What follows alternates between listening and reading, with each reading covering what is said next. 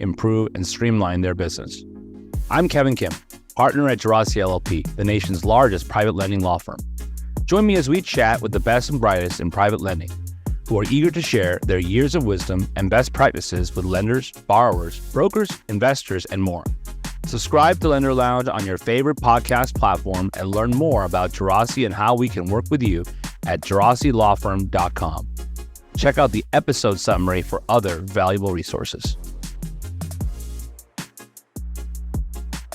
Hey guys, Kevin Kim here for another episode of Lender Lounge with yours truly, Kevin Kim. Today we have the immense privilege to be interviewing our guest, Ray Mathoda, new CEO of Anchor Loans. Thank you so much for joining the show.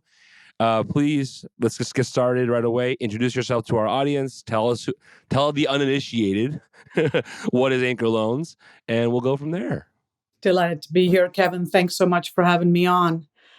Anchor Loans is the oldest and one of the largest lenders in what is called the residential transition lending space. I have watched the company for many years from different perches, and I'm delighted to be in the firm now, leading the charge into the future. And please tell our audience more about yourself, because a lot of us are like when we saw some new different companies bring on different CEOs, they kind of brought folks that were somewhat within the industry, very well known. A lot of us don't know who you are, Ray. So please tell us more about yourself and your background and what you've been doing over the years, and we'll go from there. Sounds great. So look, I don't know where to start here, but I'll say I'm born and brought up in India, but a passionate, naturalized American, because I've built a life here that I actually could not have in my home country. Because I'm LGBT, and that literally doesn't work if you want to be a leader in business or politics or anything like that, sadly, in South Asia for now. My life is based on kind of an ethos around service and, of course, taking care of your family, but a larger focus on something called seva, or service to the community, humanity, the earth. And so I describe myself as sort of a social entrepreneur and also hired gun CEO who's kind of had a dual career, focused on the one hand on healthcare. I came from a family of 40 or 45 doctors, so I've had a passion for biology and healthcare, and I've done some investing and innovation there along the US-India corridor, more for passion and doing good. My day job for the last 20 or so years after I left McKinsey has really been in housing. I've been in the mortgage finance industry, on the consumer side, on the business purpose side. I've been on the real estate side, running, everything from foreclosure law firms to data and services companies and title and valuation and field services. And I have a real passion for affordable housing. I've been a commissioner at the Housing Authority for the city of LA and spent a few years working closely with the San Antonio Housing Authority. And so that's an area of immense interest for me. What a resume, huh? That's a lot to talk about. I really want to kind of pick that apart. But before we do that, you mentioned Anchor being one of the oldest, and I do want to give a shout out to the founder of Anchor Loans, who's our very first interview on Lender Lounge, the esteemed Steve Pollock. We interviewed the very first time we did this show. It was a longer format thing, and if it wasn't for him, we wouldn't be here today doing the show. So I want to give a shout out to Steve for helping us get our start and be our first interview. And I'm so glad we're able to talk to you today. And for our audience who may not be so familiar with the household name that is Anchor Loans, give us an idea what kind of loans Anchor does, where you lend, that kind of this general kind of business perspective, and then we'll start getting in the weeds on what your kind of focuses are going to be for the company. Sounds great. I really enjoyed, by the way, that first episode of yours. I'd heard the story of Anchor for many, many years, and I'd never met this guy, Steve Pollock, because I wasn't at Pretium when the transaction happened a couple of years ago. So it was kind of a nice way for me to hear him speak about the company. Testament to you for having this forum. So look, Anchor operates in what I would describe as two core markets that comprise the residential transition lending market, fundamentally focused on serving developers and builders. So in a sense, we're not quite a household name because that tends to happen when you're a consumer lender, which we're not. But we are very well known in the developer and builder community, especially in the markets where we've spent substantial time operating over the last few years. So we are big in fix and flip or renovation lending. America's housing stock of about 100 million homes is very old. More than 50% of them are more than 40 years old. And so all of that housing stock needs to be turned and upgraded. And that upgrading of the housing stock is happening actually fairly slowly. So we see a huge opportunity and a long-term opportunity to help America upgrade our housing stock. Because guess what? When people buy a house, they want a fixed-up home now. The do-it-yourself generation kind of has gone. And so that's one of our core businesses, and it feeds right into the core housing of America. And the second core business is really what I would describe as urban infill ground-up construction. And so those are the two areas we operate. And obviously on the urban infill side, the focus was on finding these properties or pieces of land that were within urban areas, but just little chunks that were undeveloped. That's where we got our start. Today, we also make loans to small builders and aspire to make loans to all kinds of builders, small, medium, and large. But that's where we've cut our teeth, and that's where we've kind of learned the market and gained market leadership. Yeah, and I kudos to you for the humility. I mean, in the private lending / hard money sector in which I've been living and breathing for the past, oh God, I don't even know how long anymore. Anchor has been kind of the 800-pound gorilla in the room, right? Oldest, longest run, now institutional, and just storied history. But the humility on your end, like, hey, when it comes to the larger residential real estate market, we're not. And I definitely appreciate the humility, because it's easy for a company like Anchor with Pretium behind you to say, hey, we are that 800-pound gorilla. But you're being very, very humble about it, and I really do appreciate that. So I like to get into your new role and your kind of the story behind your, I guess, appointment as CEO for Anchor Loans. Now, Anchor Loans, you give us a little bit of background, I guess, before your entry, and then kind of how your entry happened and where we are today. And let's get our audience kind of getting to know Ray, the CEO of Anchor Loans, because I'm sure everyone wants to know who you are and what you're going to be working on for Anchor and where you're going to push the company. So the story actually kind of starts almost 10 years ago. 10 years ago. Wow. I'll tell you the story of how I got into the residential transition lending market. I had basically left. I was at a big bank called IndyMac, which was one of the largest, what would now be described as non-QM lenders in the space. But it failed and was turned into One West Bank, et cetera. So after that, I decided to, I'll call it work for America for free for several years. And did a bunch of activities, policy making, working with consumers, training programs, helping figure out how to get people out of their homes without a deficiency judgment, things like that. So I did a bunch of stuff for about 4 years, contributing to America and the recovery. And then I realized, holy cow, I've got this family. My wife and I didn't have kids at the start of the Great Recession. And then suddenly we ended up with, we tried for one, we got two. We tried for another, we got another two. So that was sort of my holy shit moment, I'll call it. I got to go make some moolah and make some things happen. And so starting around circa 2012, I became what I'll call the hired gun CEO, hired gun leader who would take, I will call, either stuck or underperforming companies and figure out how to fix them, scale them up, and create value for shareholders. So along that journey, I ran into the founders of Genesis. The lady who had founded it, Trixie Castro Weiss, and David Smith, and they really wanted me to work with them. And so actually what happened was I was looking for a way to get back to LA, where I've lived for 27 years. But at the time I was flying to Florida every week, working with Jim Albertelli in the law area and the legal data analytics area, actually going back to some of the garage work in your world. And David and Trixie found me, and I basically came on to help them run both Genesis Auction and Genesis Capital. So this is where I sort of had my aha moment. I had some friends at Oaktree from my McKinsey days. And so I was equally, I would say, brought in by Oaktree as well as the founders. And the charge was to figure out how to scale this company and create enterprise value and a great return for Oaktree's investors as well as the shareholders of Genesis. And so that's where I sort of went, boom, holy cow. At this moment, you've got people making consumer loans at the time at like 4%, 95% LTV. And I looked at this industry and people were making 60 to 70% loan to ARV loans, loan to value loans at, 10 and 2. It was like 12 to 14%. So I literally thought, holy cow, I've stumbled into what I describe as the crown jewel of the mortgage market. And not to mention, this is fundamentally affecting America's housing. So I spent a few years at Genesis. I worked with the crew there, as well as Robert Wasman, who became the CEO after I left. But figured out how to scale the company, build it up, collaborated with Oaktree, collaborated with the founders and the new team. And we were one of the first to kind of institutionalize. I think that was the first major institutional deal. So I see a lot of people that we interacted with back then in the industry today. It was in 14. I remember the transaction. We were all at the we were all at the national conference of the American Association of Private Lenders, and the news hit, and we're like, "Holy crap!" Because it was almost a level of recognition for the industry. Like, oh, okay, there's actually possibilities now. We're no longer just a bunch of entrepreneurs That's trying to right. figure this out.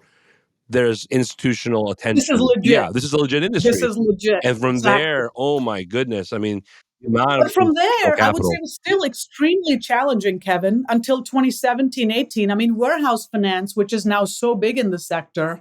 And it's funny, you know, Travis and Derek were the first warehouse line for Genesis from Wells Right. Fargo. And here they've created like a world-changing enterprise with those guys at Churchill. Shout I'm out to very, Churchill, very man. Those impressed guys by. have done amazing things. It's fantastic. That's right. So those people, Dash was over there at Wells Fargo, and now he's over at Redwood Trust. So you've got a lot of people and they there. double down on the industry, which I love too, because they see the future, the possibilities here, and it's fantastic to see it. Exactly. But now, I mean, okay, keep going. So let me connect that back to because this is a Anchor. great So to story. cut a long story short, I didn't really answer your question. To cut a long story short, I wasn't there to be in the industry forever. I had run many different kind of businesses, and I had a whole range of investments along the US-India corridor and biotech. So I had a lot of other things I wanted to do, but this one business was one that I worked on from circa 2014.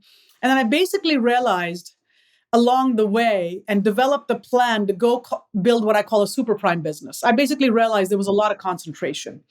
There were a few hundred developers that were doing a lot of business, and we kind of built the Genesis model focused on that. And part of it was informed by my IndyMac experience, where I really wanted to build a beautiful a super prime business. But warehouse finance was such a challenge. I realized when rates started rising in 2017 that we needed to do something else to enable the company to succeed and actually invest to create what was possible. And so that's where I kind of convinced Oaktree it was perhaps time to exit, given the structure that we had. And I led the process and actually sold the company to Goldman, a bank. I knew because I'd helped Mike Perry run IndyMac that banks got automatic leverage. You don't have to go lever every file in this painful process and get 60 to 70% leverage. You could get 90, 95 plus percent leverage if you had good, clean files and you were making bank eligible loans. So actually, literally, we signed the deal as a non-bank. The day we closed, we'd converted it to a bank lender. And so at that moment, Robert Wasman was my co-CEO. And I felt like it was his turn to run the company. This was his world. He's operated in it for decades. And so I kind of bowed out of the race, stayed for a few months to help with the integration, and then went and ran something else. And then eventually, once I ran something else, I went and sort of retired out of that, started to do my biotech stuff, and started to join some boards. But along the way, you know, life has its way. Along the way, the Pretium crew, who had actually admired for many, many years since Don Mullen founded it in 2012, they kind of came and found me. And I never thought I'd get back in the little sector here that I'd left in 2018. But I really was compelled by the Pretium talent, the Pretium vision and alignment around vertical integration into the space and owning a platform forever, not just for a few years to squeeze, you know, make some juice out of the lemons and sell it. But actually own it and really build it strategically for the long term. That was always a challenge because the balance sheet platform opco mismatch only lasts on any particular model, in my view, for a few years. So you got to kind of build a different balance sheet strategy. And once I got in and talked to Andy Pollock, who was running it at the time, and the team at Anchor, I realized we had a very, very special opportunity. We had a very special culture and people, a set of expertise, and with the alignment with Pretium and frankly, the shakedown in the market, which makes it much more interesting from my standpoint. You know, going in and fighting in a super clean market and just trying to compete on price and leverage is not my idea of fun. But a challenging market where things are breaking down, the lower value added players are perhaps shrinking or getting out of business, and the wheat is separated from the chaff was something that was very interesting to me. So I started consulting with Don Mullen and Pretium for a few months. Then that got convinced that this was going to be really fun, and it helped that it's about an hour from my house. So I don't have to get on a plane as I had to do for most of the last 10 years to either Texas or Florida or whatever. Right. So that's how I got to Anchor. So you just mentioned something that's really interesting to me, and I'd like to get more color on it. The idea of entering this challenging market. Private lending is facing, I guess, its first real meaningful long-term challenge, I guess, since COVID, really, as interesting and fun. And it's engaging you. And give me some more color as to what your thinking is on that, and what is it that makes it interesting and engaging for you? It's just more challenging, it's much more challenging. I would say it's like I don't enjoy the notion of everybody's doing great, the market is flying, and the way you win business is by fighting on rate and terms. I got the lower price. I got the best institutional balance sheet. That price term discussion and the lack of stickiness comes in when you're in a booming market. And don't get me wrong, I like making a lot of money and having the company grow easy. So I like tailwinds too.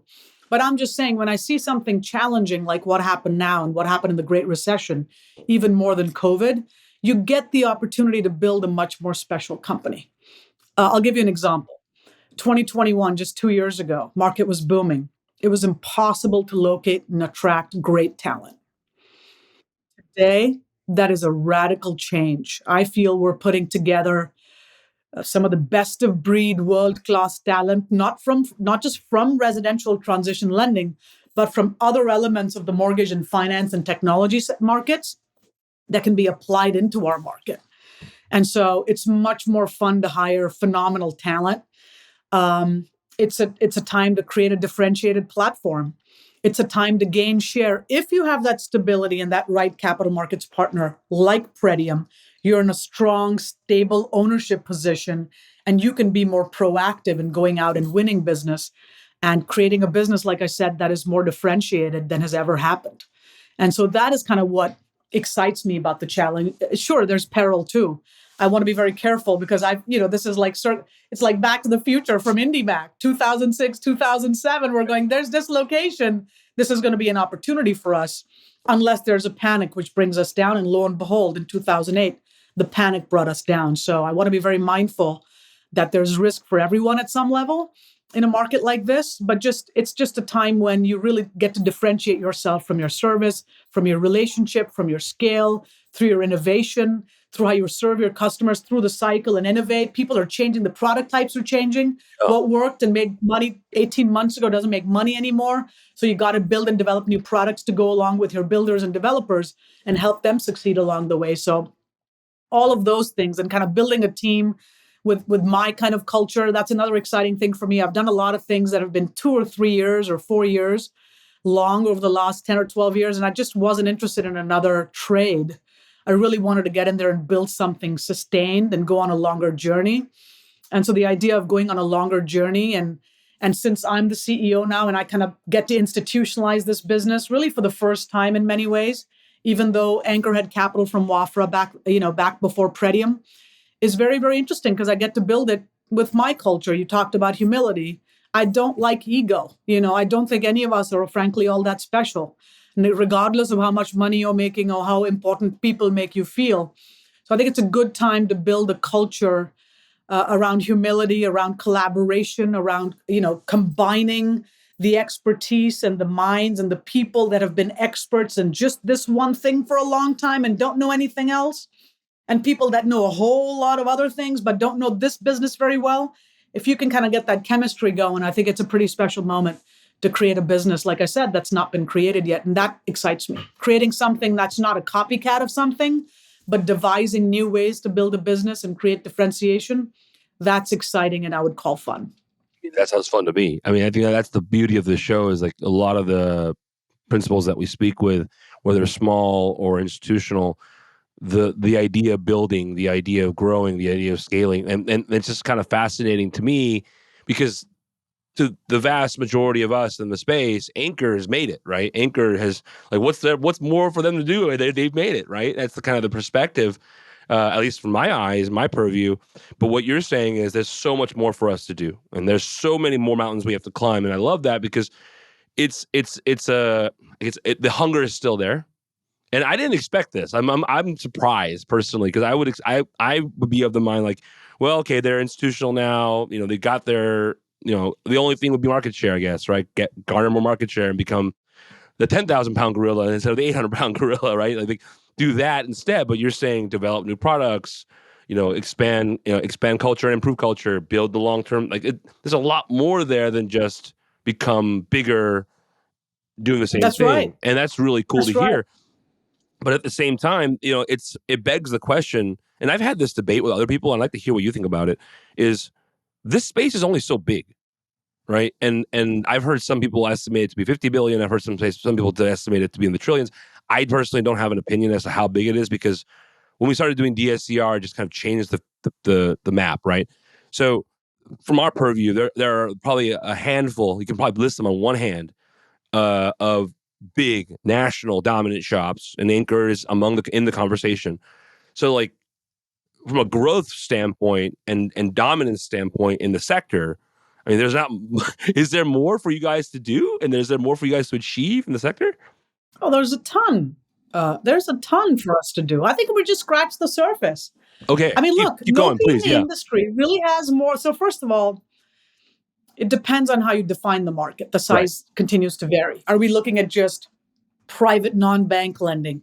That might be closer to 50 billion when you're looking at renovation, urban infill, ground up. Well, the banks participate in the space too.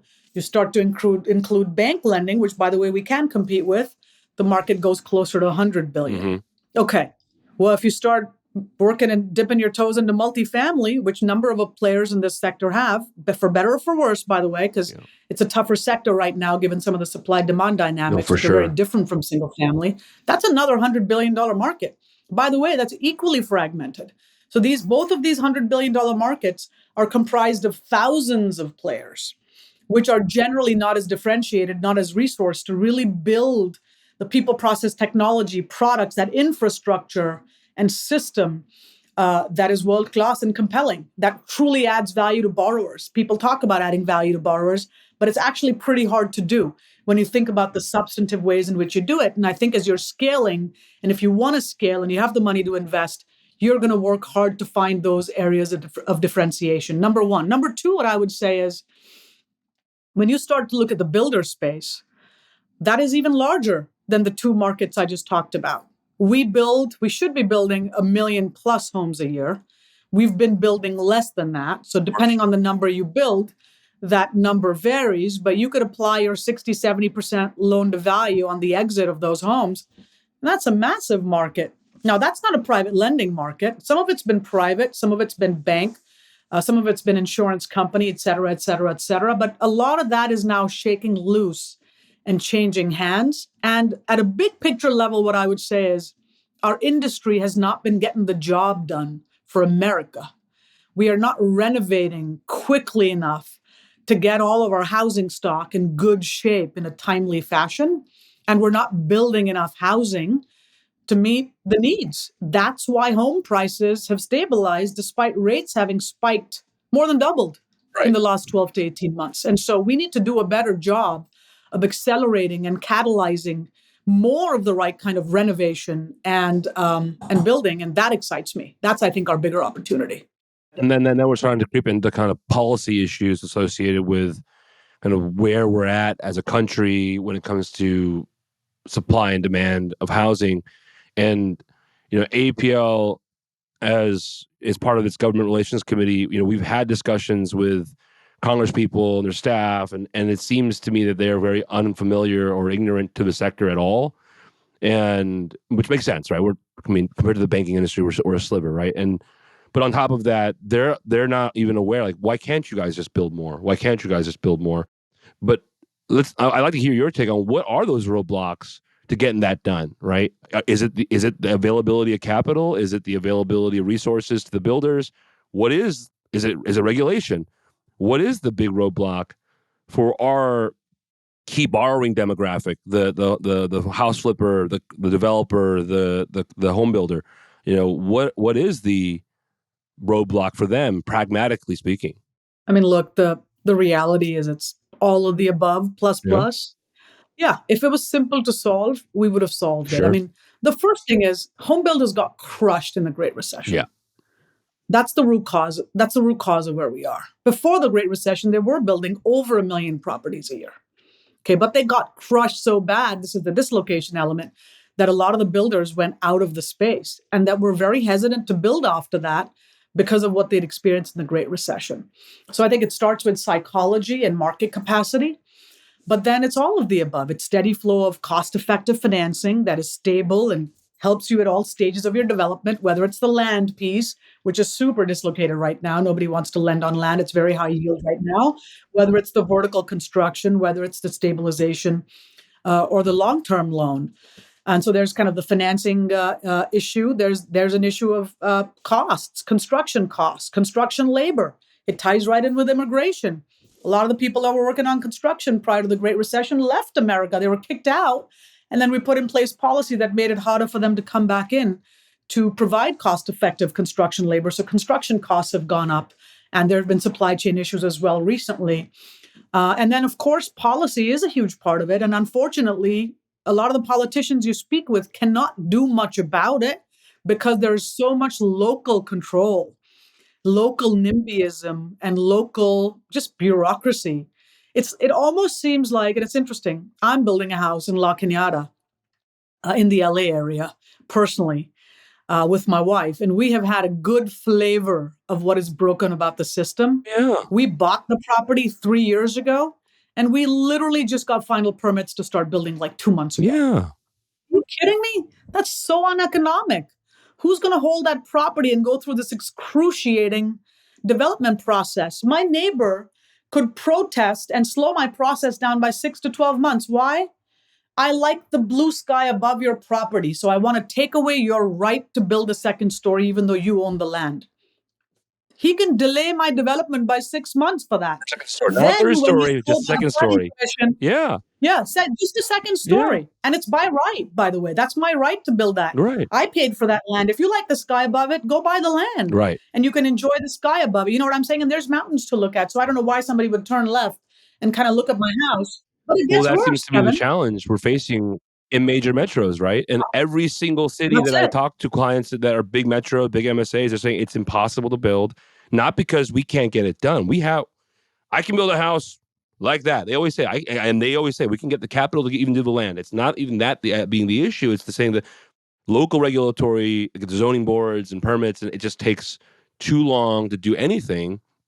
And then there's also you also have these insurance issues on top of that. But the idea of I can't get the permits to build, and then you see markets like Houston, Texas, where you don't need any kind of permits to build anything. So you have divergence in the country as to where to build, right. And that's kind of why you see a lot of attention being made into Texas, because it's so much easier to build in Texas or Arizona as opposed to our local, California.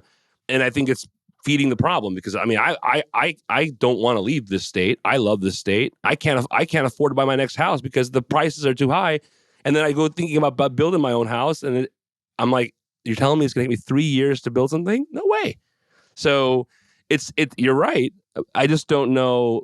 And as capital providers, the private lending industry, ultimately we are providing capital to the builders, providing capital to the real estate investor. We can only do so much. I guess what as someone who's played, I was listening to some of the content you put out before, and it sounded like you had done some work on the Hill and in Washington and consulted on the issue, and also in LA. It sounded like what can our industry do to help mitigate some part of this kind of resistance or roadblock to make it easier for our clients, right, the builder, to be able to do what they want to do and build more housing stock, right? What can we do as an industry? I mean, it's really interesting. I mean, look, I think in a way, the problem is getting so bad that politicians, policymakers are spurred to invest a lot of money. I mean, look at the bonds that California raised for homelessness, right, and housing. And look at what Gavin Newsom's done around opening up the zoning and trying to really give people the opportunity to build by right. It's not working everywhere, but what happens in the capitalistic market, just like you said, is things flow. The water flows to wherever it's downhill. If it's uphill, it doesn't flow that way. And so the good news is, I think there is more water flowing downhill. And for the first time really in 20 years, I'm starting to see, I'll call it innovation in single family product. There's SB9, which allows you to do stuff. Yeah. There's the ADU laws. And they're not solving the problem in a macro way as you'd like to, because there's so much local politics and local uphill, I'll call it local, uphill battles for people to fight.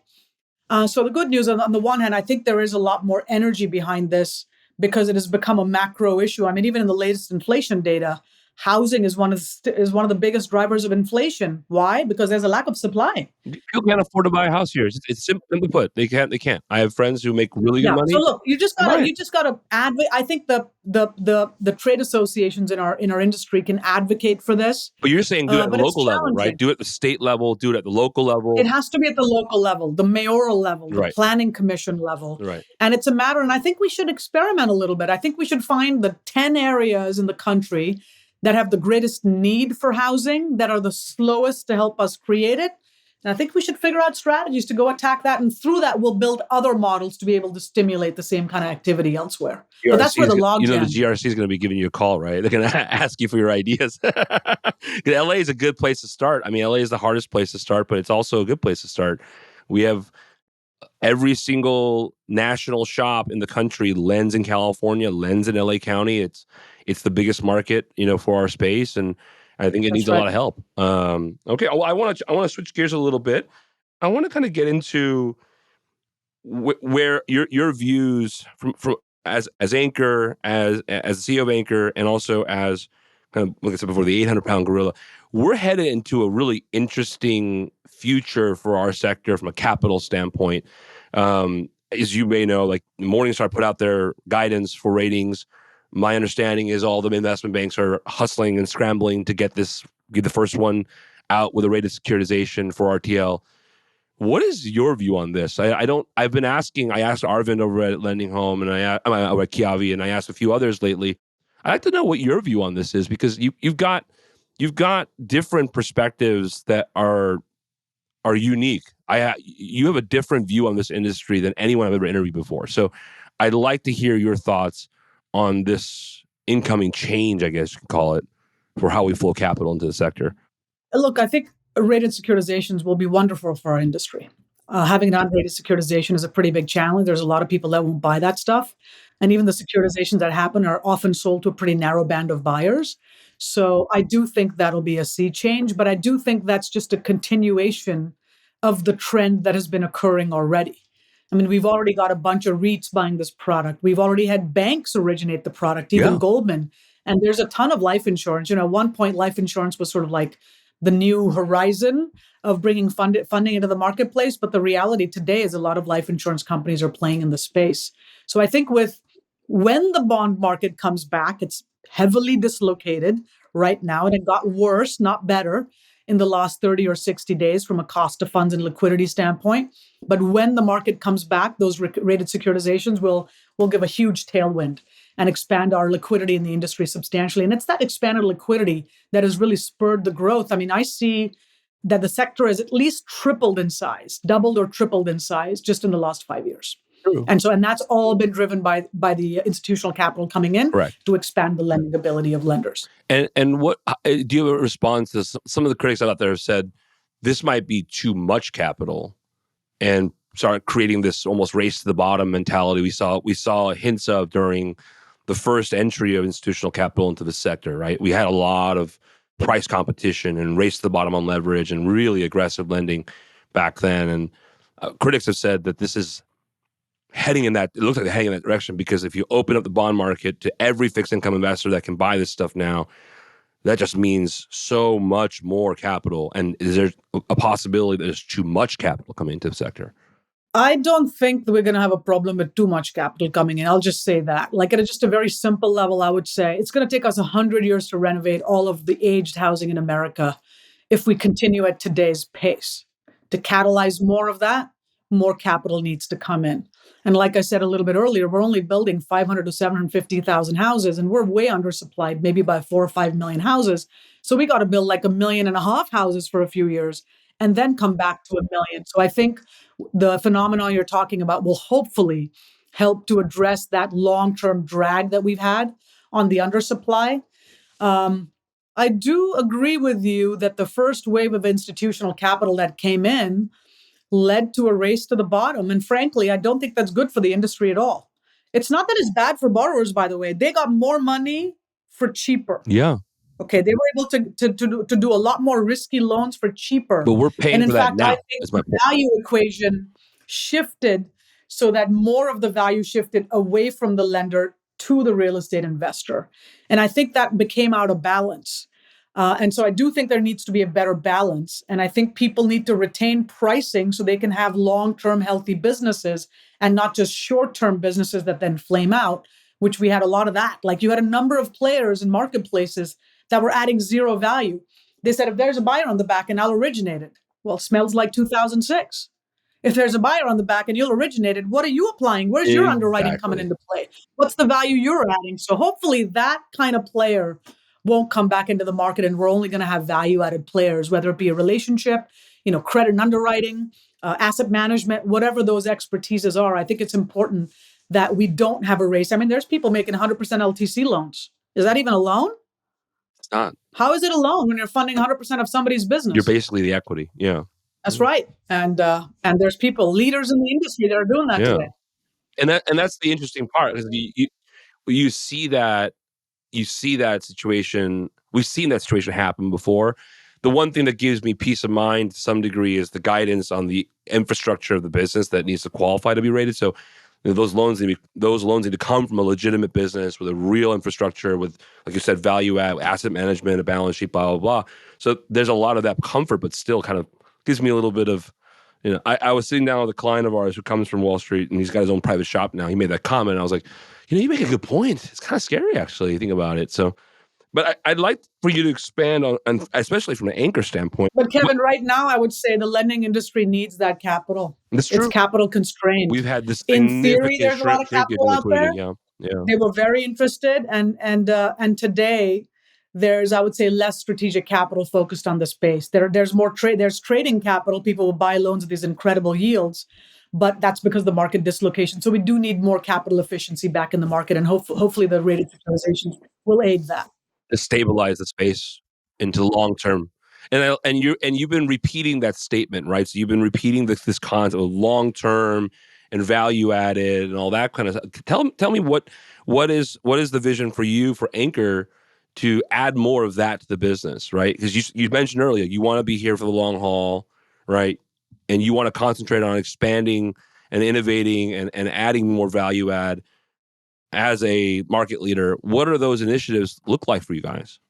So I'll talk a little bit about the way we've done it in the past. And maybe I won't talk too much about the way we'll do it in the future, because that's a little bit of our special sauce. And it takes a lot of innovation and Can't let everyone know, experimentation. right? Yeah, I got you. Yep. Exactly. So that's where the heart of the business is. And that's some of the hardest stuff to do. So I'm not saying we have it all figured out, but I'm saying we got a lot of good ideas, and we got a lot of resources, and we're going to plod and iterate and find that. So far, we have given the value add has been stability, which is crucial. People step in and out. So being a stable partner, because our developers and clients have stable operating businesses. An operating business needs steady access to capital. Scalable capital.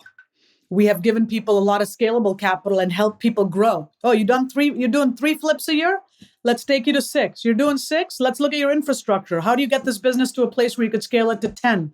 So on and so forth. So we stay with people through their life cycle and help them scale their business. And the third thing I would do is we innovate, and we're flexible in our products and underwriting so that we can meet all of the needs of a borrower and also meet the changing needs of a borrower. The reality is that the product and the nature of the renovation that needed to happen in the depth of the Great Recession, when there was a ton of foreclosures, was very different than what needed to happen from circa 2014 to 2018. And, a lot more value add needed to happen, and ground up construction became a bigger deal.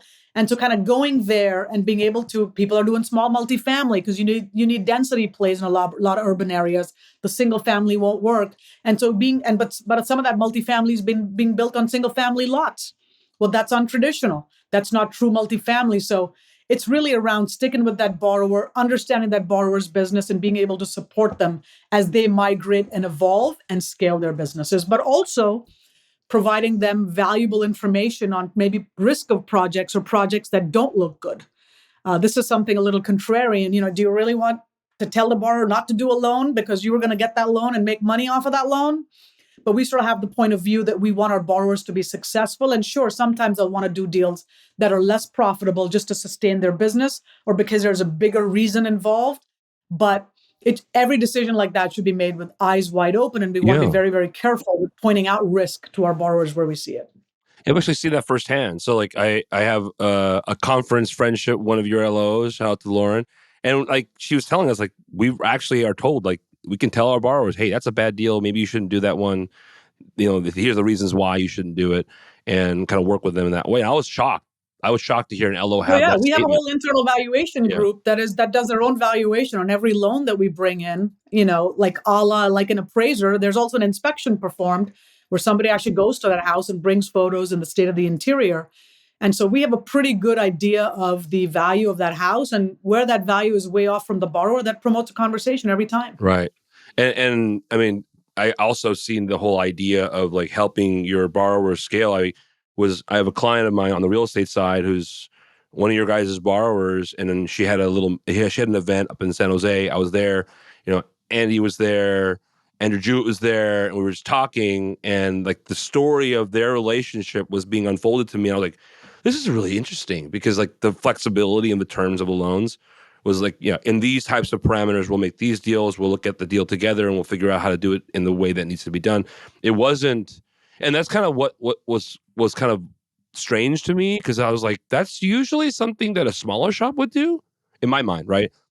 A smaller shop would do, a more local shop would do. Not, I didn't expect a shop like Anchor to do that, being institutional and national, right? And that begs the question is, it sounds like By the way, you're I think almost. that's a really important point. I think that relationship with that borrower, hand to hand combat, actually spending 3D time with them Yeah.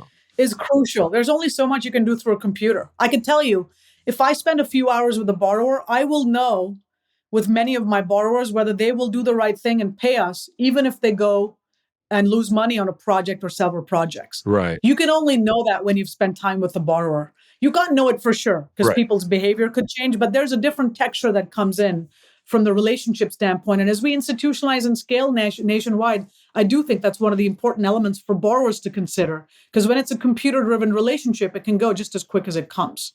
But when it's a human being that's dedicated to being with you and has the stated agenda of being with you and supporting you, it kind of becomes a different texture and relationship. And it should be less price and term sensitive. Well, to me, that's kind of it sounds like you're bucking the statement that commoditization is important to the sector, right? Because the idea of like widgets and do it through a computer and automation and all that is what I've associated with the institutional shops and the national shops, because they want commoditization. That's what I've been thinking. That's what I've been told, really, right? And they've been echoing that sentiment because they want to be able to fit it in that box, but Yeah, that's not what you're saying. And how does a company that your size manage that? that's right. You won't have quality and efficiency on the front end if you don't do the pieces that we've kind of talked about. So I do think you need that standardization on the back end so people can trust what they got. But I do think you got to build a great business on the front end. You can't just go, everyone's a cookie cutter. Right. The truth is we're a small business lender. These are all small businesses, and each one's a little different, and each sponsor is a little different. And so there's a combination of that. It's not just a cookie cutter thing. Everybody's business model is a little different. How they do it is different. Yeah. How they have their teams and labor is different. Are they in-house? Are they outsourced? Are they, do you have them locked and loaded so they just work for you? Or are you sharing teams? There's so much nuance there. So I think it's important that we don't lose our focus on that nuance, even as we create the back-end standardization at scale. Back-end standardization. Okay. And that begs another question: is a lot of us don't know this, like kind of the current structure of Anchor. We don't really know, like when Steve Pollock was at the helm, when we did the interview, everyone had kind of known, it was kind of widely known that it was, mostly balance sheet, debt fund driven, then WAFRA, you know, some securitization work, and he kind of laid it all on the table. Once the Pretium sale happened, it became kind of, it's unclear as to how is the company primarily balance sheet? Is the company primarily capital markets securitization driven? What's the structure from that standpoint? I think the key from here, Kevin, for us, and it's an evolving landscape on where we exactly land, is actually there's not going to be one simple strategy. Multiple verticals. Because none of that works. Yeah. It works for 2 or 3 years, then it doesn't work. So you have to have what I'll call it diversity and stability and liquidity. Non-bank lenders go away because that one source of funding doesn't work. And then you're crushed. And unless you find another source, you're going to die. Well, that's the lesson And so learned from part of the COVID, right? key And this is, current cycle. even if one of the exits is your best option, Yeah. how do you keep some other exits and strategies, whether it's securitization, whether it's balance sheeting, doesn't have to be with us. It could be an Iperidium managed fund or vehicle for somebody else. Third-party loan sales. It's frankly all of the above from here on. And it's more a matter of dynamically adjusting and iterating on that strategy so that you build sort of the best, most solid, most reliable and scalable source of balance sheet funding on the back end. Well, I want to shift gears a little bit and kind of get more into you, Ray. I mean, first of all, this is now. I'm really excited because now this is the let me see, the fourth interview I've had with an Asian American. So of all the shows that I've done, so it's, as a Korean American myself, like it's really. I mean, I can name one. And it's great and it's fantastic to see Asian Americans in C-level positions, but even more fantastic to see someone who is leading the 800-pound gorilla in the industry. And how's that like for you? I mean, is there anything that you bring from your heritage and your culture to leading the organization like Anchor, right? Deeply. I would say my leadership style is deeply affected and informed by my Asian and Asian American background. So it's really the combination of the Asian and the American where I think that exciting special sauce comes in. I mean, the leadership culture, start at the top. I was talking about, I'm a big believer in kind of the Vedism, Hinduism, Buddhism, ilk of not just spirituality, but living life and leadership. Mm-hmm. And that goes to fundamental principles of how I conduct myself from an ego, ability, access standpoint with the team. It's a more humble Asian culture that we're building. It's a less of a swashbuckling American culture in some way, and more of kind of a deeper, humble, family-oriented, growth mindset, kind of Asian leadership culture in many ways. I mean, other ways. I mean, frankly, the way I look at the business is totally informed by, again, some of those Buddhist yogic principles. There's this adage. I mean, actually, Yoda. So even Yoda comes into it because he used a yogic line. But there's sort of this notion of live in the market, live in reality as it is, versus as you want it to be. Right. So that's kind of one of my mantras, because very easy to get into the reality you wish and start to see everything with a lens. Yeah. And so a lot of what I do is try to focus on that Buddhist, Hindu, you can call it, it's all Eastern, kind of mindset of trying to stay back a little bit and observe reality as it is. And then there's another Asian principle around that Yoda that I mentioned around Yoda, where he said, do or no do, there is no try. That's a very Eastern way of thinking. I was telling our COO, I have a phenomenal COO that I was able to bring on, one of the best construction leaders in the nation, Jim Fraser, all the way back from IndyMac to being at banks and non-banks, and then being at Built, a tech company. And we were talking about some of the challenges in the market. And I talked about sort of the ocean and waves analogy, which is very, very common in mindfulness and some of the Eastern ways of thinking. And that's a lot of what we're doing, living in the moment, riding the wave, thinking long term, humbly, without thinking we're better or smarter. And so I actually think the Asian American thing has a pretty big influence. And I think, and it's interesting, in California, our employee base is so diverse. I love that too. They may not all be Asian, but man, there's so many people from so many different cultures, and it resonates with them. There's sort of an equality and a lack of ego and an inclusion. I met somebody the other day. She works in our data analytics team, which is one of our more interesting and exciting efforts. And she talked about how she was stressed, but she didn't feel it in her body. She was enjoying it. But there's a lot of pressure because I think data has a lot of value in the business. So there's a lot of stuff they have to do. But she sort of made the statement, this is a slightly more mature person who said, but I really like it. I really like it. I feel like I want to do it. And that's just a very, very different culture than even the culture, it's interesting for me to contrast it with my start in the mortgage industry 20 years ago with one of the best leaders I ever worked with, Mike Perry, who fundamentally created that and frankly got unfairly crushed at the end. But that culture was tough. Yeah. It was a work hard, play hard, but people didn't respect other people's time. I show up on time to my meetings. I don't show up 5 minutes late. I Right. don't think it's okay for me to make everybody wait 5 minutes on every meeting. And so a lot of those subtle things I think add up to help create a more healthy, human oriented culture that is still very ambitious and wants to achieve great things, but do it in the right way. Yeah, and I saw it firsthand. Like when I saw Lauren at a conference, she was just glowing about you joining the team, and she was telling me like, yeah, I've sat down with her. I'm like, you sat down with what? Because like I'm thinking more, my brain's going more like, okay, they're like a bank now, right? Because and then obviously as a former loan officer, I never got to sit down with the CEO of the bank, right? So I interview every originator we hire. right, and she said I can talk to Yeah. her. I've had meetings with her. I'm like, this is fantastic because of that level of humility in the organization, and I'm really impressed by it because in our sector, there's a lot of ego and there's a lot of this kind of Wall Street mentality, kind of I call it the rose-colored glasses, thinking that the reality that they want, like you said it before, right? Exactly what I was referencing. Yep. It's like, oh yeah, it's this is how I view the world, therefore it must be that. And it's really not that, man. And there's a lot of challenges that you're going to face, and you did face because of the way you think, and have an open mind as to kind of how this business can be run and how this business can scale and how this business can succeed.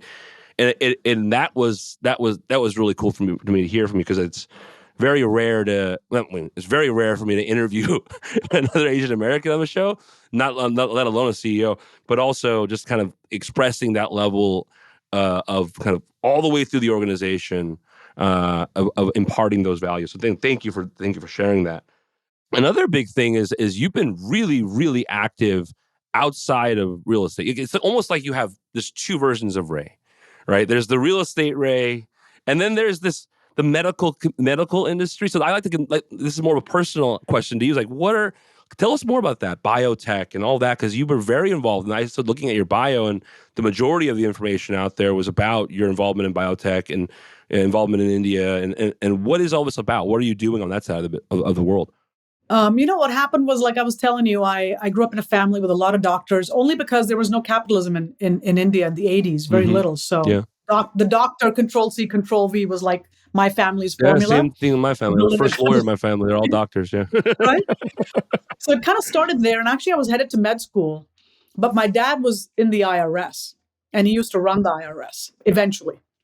And through my conversations with him, I realized how broken our Indian economic system was. So I got more interested in how do you grow the size of the pie?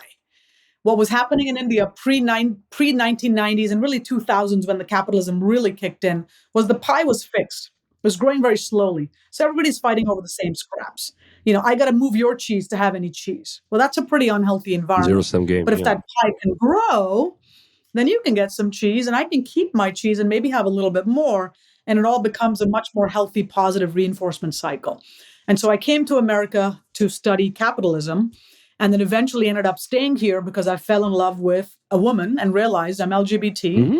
And one of the negative sides of our Asian and Asian American culture is we're not very It's accepting, very challenging. on Yeah. average, of LGBT people. So what that did was, I was planning to go back to India, run a business, run for office. I Oh. grew up in a part of India that was very politically sensitive.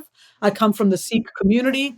I had been a part of riots that happened that were very, very unfair in 1984, where thousands of people from my community were killed and abused. With no support from the police or the army. And I felt I wanted to become part of that system and change it.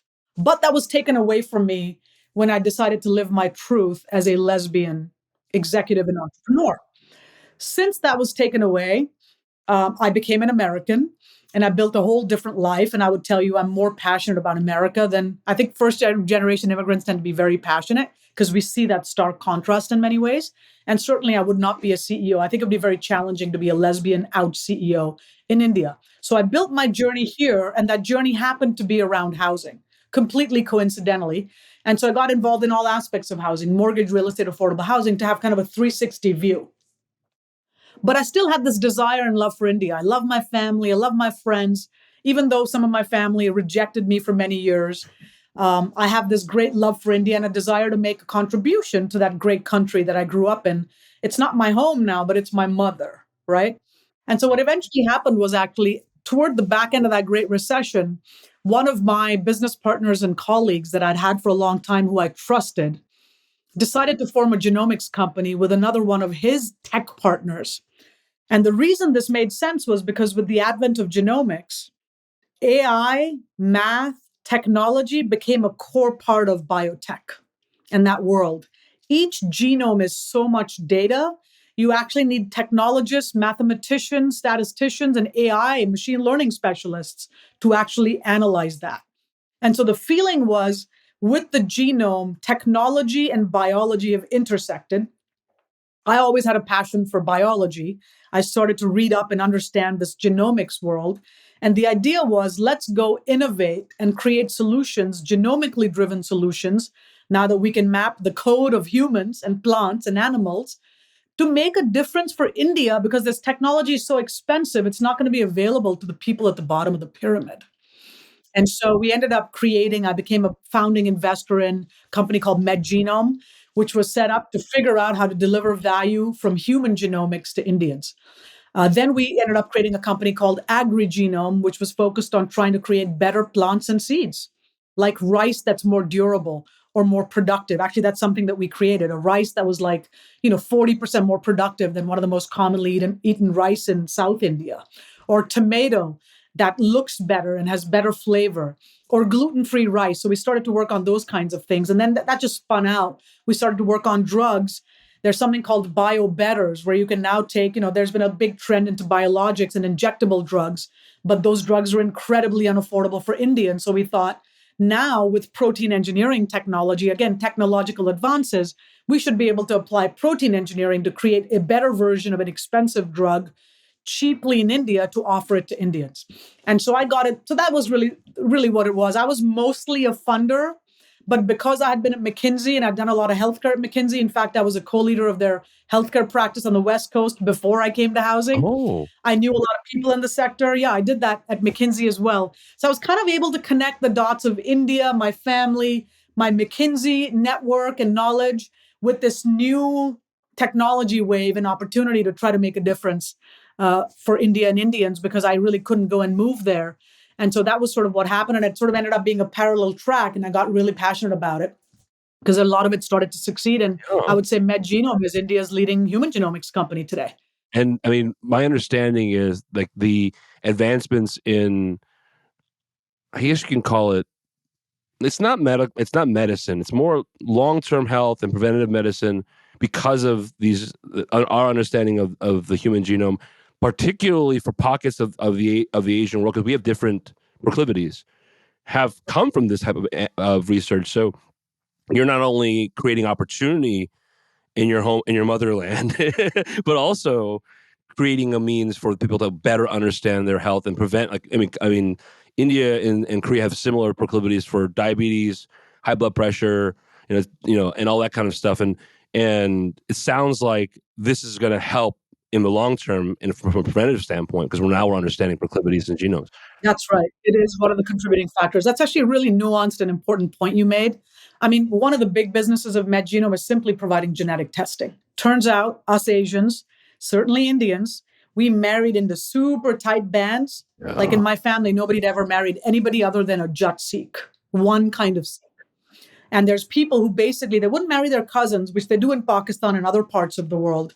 But in India, they would marry in closely knit villages and communities. And it turns out what happens because of that is two very important things. One very bad thing, which is that you have a vast increase in the incidence of rare disease. So that's very painful because people have these horrible conditions that they don't know what it is. So one of the things we do is alleviate that pain and provide people transparency on what their problem is. We work in, rare disease. We work in cancer. I mean, cancer has become basically a precision medicine game now. It's not about the organ where you got the cancer. It's about the genetic mutation that you You can have predict it. Yeah. in the cancer. Yeah. That becomes that. So that's sort of like driving a lot of the medical advances in that arena. Neonatology, when you're having a baby, I got 4 babies out of assisted reproduction. You want to know if your baby's healthy or not. And certainly infectious disease. Like we have the only test in India that checks for all forms of TB and gives you a comprehensive result. Otherwise, TB is one of the very challenging things. Absolutely. So on the one hand, you can do that type of stuff, but you're exactly right. Even though we have different phenotypes, we look different, we have different diseases, we have different variants that are in us, our biology works the same, whether you're Asian, African, Caucasian, etc., Hispanic. And so the findings, it turns out by studying cohorts of people from South Asia over a period of time, you can now make novel discoveries that you could not make in European populations because those variants are not seeable. But you can make discoveries that then could result in a brand new solution. And actually, we've got just that kind of work going on at MedGenome, like you described, and we made a discovery in one of our collaborations in Parkinson's. And so it's a long game. I mean, making a discovery and making a drug out of that shit, just making a drug is 10 plus years. Yeah. So once you're going from the discovery side, it's a very long game. And that's not steady cash flow. So actually, that's exactly what the business is doing, combining the more steady diagnostic business with the less steady but potentially very high value research, genetic research and drug development business. So cool. And it's very rare to see, like, we have whenever I interview people in the space, I don't see this difference in what they're doing beyond, like, they're primarily in real estate, right? They kind of live and breathe real estate, but this is such a divergent thing, but it's a cool thing that you're doing because it's not only impacting your home country, but it's also, and for the better, but also could possibly possibly cure cancer. Who knows, right? So that's it's right. Fantastic. Yeah, no, absolutely. Well, last kind of area I want to get into is you individually. Like, what does Ray do personally? I mean, what are you doing? What do you do in your downtime when you're not, running an Anchor or being in this investor in India for this genome company? Like, what are you doing in your own time? And what gets you excited these days as a person, So I'm blessed with just kind of an incredible life. I have a wife that I never thought I could have, and I have 4 children. It's a lot of children, which I never thought I would have. It's a lot of kids. And so we have 2. We have a dog. We sadly lost one. We used to have 2. We have 2 African sulcata tortoises. We got a rabbit. Wow. So the family is expansive and interesting and my first priority. Yeah. Nothing more motivational in your life than having kids. If you're not that money motivated, you will become more money motivated. That's kind of what happened to me. I was like, holy shit, I got a lot of bills. I got to go make some moolah, for sure. How old are your kids, by the way? The kids we got 2 sets of twins. So we got 13-year-olds and almost 11-year-olds. Wow. Oh, you're in it now. You're in teenage years. Oh, yeah. Oh, yeah. Whew. Big time. Yeah. So family, I would say, comes first. And then, I love my friends. Indians tend to be very friend oriented. And so, I'm really into my kind of friendships and having fun and, drinking and partying. I come from the part of India that parties. Oh, I know. And so have a good time there. And then, Cerritos, and man. then, I got to fill my own cup. Yeah. And so I fill my own cup with working out to feel healthy. I'm now in my late 40s. And so it's that time where it's important to build that strength and stability. So I enjoy working out. I meditate every day. Big into meditation and mindfulness. And I think that's one of the key ways to de-stress and kind of keep your eye on the ball and things like that. And the last thing I'll say is I absolutely love Bollywood movies and music. I listen to it every day and I watch a lot of Bollywood movies. And I also love sports content. I love, actually, one of the things that's come up in the last 10 or 15 years, I didn't grow up around American sports, but I'm very sporty. In fact, I was a national level swimmer in India in the 80s. And so I have a great deal of interest in sports. And so there's been an explosion in content, sports-related content, which I think we were watching the Beckham series yesterday. That's a really great documentary. About David Beckham, the soccer player. And there's all these, all or nothings or whatever. So I love watching that kind of stuff. Sports or Bollywood, that's my jam. All right. I love it. Fantastic. Well, thank you so much for sharing all that lovely information about you and your family and also your passions outside of real estate. And it's really cool to learn more about, CEOs and principals on the show beyond their views in the market. And you gave us such interesting views and unique views. So I really, really want to say thank you for joining us on the show today. That's about all the time we have for this episode of Lender Lounge. So for our audience, please tune in for this episode, and I will see you on the next one. Thank you very much, Ray. You bet. Look forward to it. Thanks, Kevin. Cheers. All right.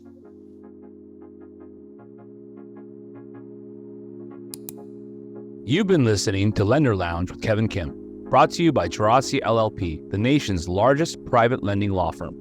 Gerasi is the leading legal resource for specialty lenders, asset-based lenders, private lenders, and non-bank institutions.